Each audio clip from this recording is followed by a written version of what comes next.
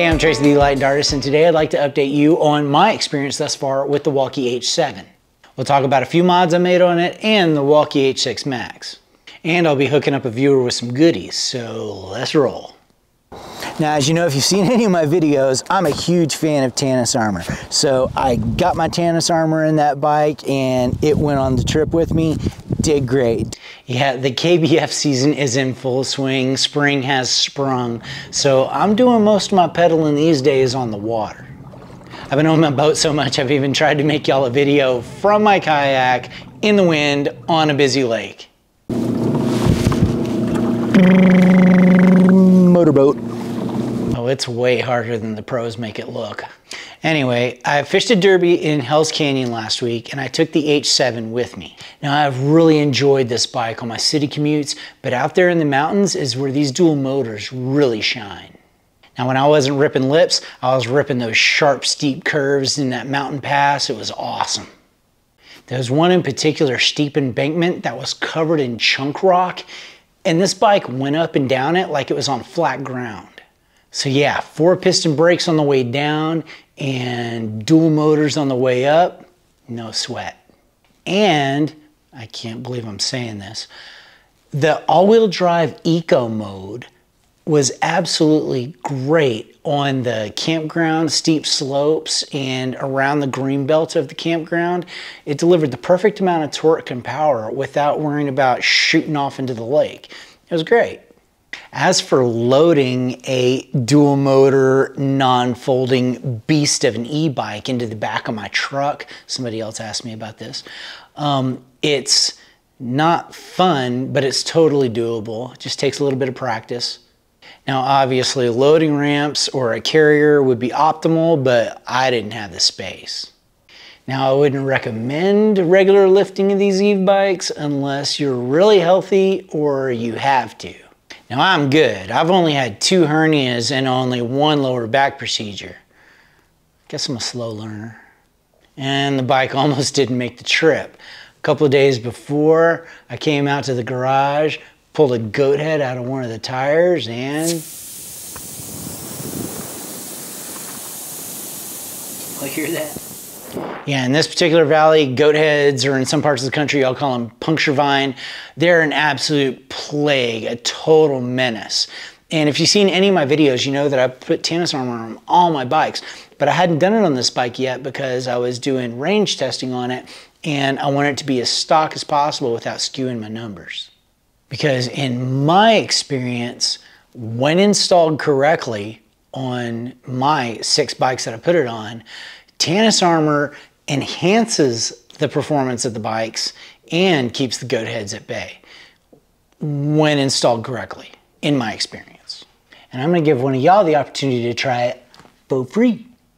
Just go to the Walkie Owners group on Facebook and post a sweet pic of your bike, whether it be a old school H6, a H6 XT, H6 Max, H9, H7, any 20-inch Walkie e-bike.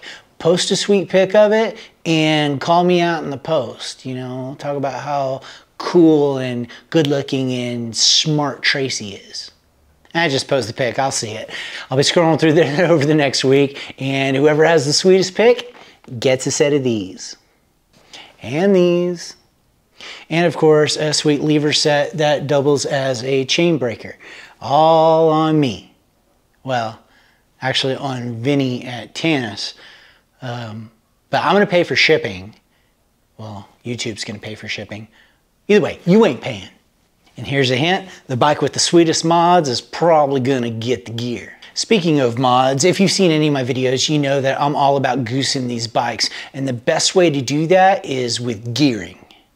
Now, of course, I took my original H6 way over the top, but with these new bikes, I'm keeping it simple. I upgraded the freewheel on the H6 Max. It's an 1134 freewheel by Drift Maniac. I got it off of Amazon for like 30 or 40 bucks. It's an easy install. You just need the Park Tool freewheel 1.3 tool with the 12 teeth.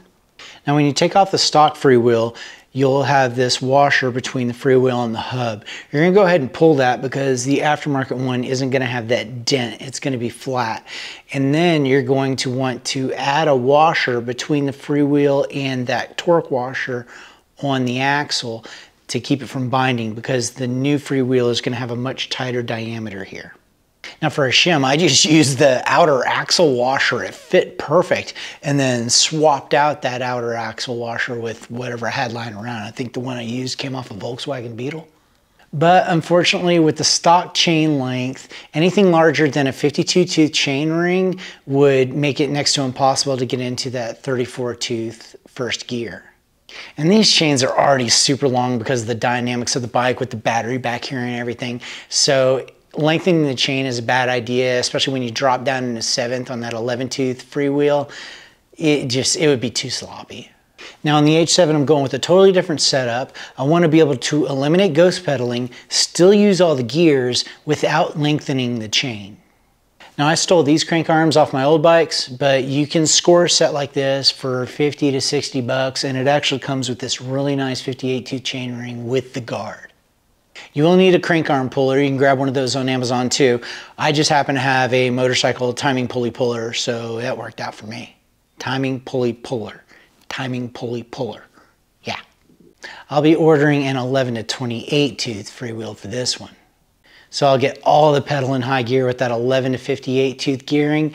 Not as great in first gear with 28 versus the 34, but with dual motors, no biggie. So when I get that all put together, I'll do some more range testing on the H7 and see if we move the needle a little bit. Either way, I know it's gonna ride better. Like I said, it's fishing tourney season, so I'm gonna be spending a lot of time over the water, and I'm gonna try to do some videos on my Native Watercraft Slayer Max 12.5, and it's also car show season, so I'll be working on callionized bugs and try to squirt out some videos on those. So if you're into that, do me a favor and slug that bug. Come on back and check in on me every now and then. Either way, thanks so much for watching. I really appreciate you. And special thanks to Walkie E-Bikes, Tannis Armor, Caffrey Recyclery in downtown Nampa, and Ex-Nito Helmets, and Native Watercraft, and the IKBF, and German Speed Car Club, and my wife, of course my wife and kids, and Park Tool, and Drift Maniac. So I'll definitely be doing more range testing on those bikes with the upgraded gearing, and just be making more videos in general. But you know, here lately I've been I'll see y'all here soon. Ask me some questions about these bikes and it'll give me video ideas. Otherwise I'll just end up paddling around babbling at a camera. See y'all soon.